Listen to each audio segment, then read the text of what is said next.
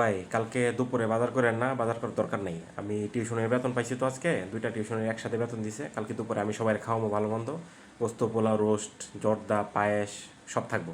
এটা তো খুব ভালো কথা। তাহলে আমার একটা গেস্ট মিল দিও। আপনি আবার গেস্ট পাইলেন কই? আপনি নিজেই তো এনে গেস্ট হিসেবে থাকেন, আপনার আবার গেস্ট লয়ে পড়ছেন। আহা, এত কথা কয়ে না তো, গেস্ট আছে থাকতে পারে না? আমার সব গেস্ট আমি তোমার চিনো, তুমি সবাই চিনো, দেখায় তোমার দাওয়াত দেওয়া লাগবো। খাওয়াই বা কিনা কও, খাওয়াইলে কও, নাইলে কালকে দুপুর আমিও খাইতাম না, বাধ্য। আচ্ছা ঠিক আছে, আইতে কেন, খাওয়াই দেবো না, সমস্যা নেই।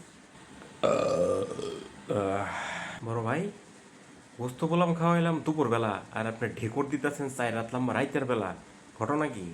তোমার দুপুরে গেস্টের কথা কয়ে যে এক্সট্রা মিলটা আনাইছিলাম, ওইটা আমি রাত্রে লাগিয়ে রাখছি আর কি।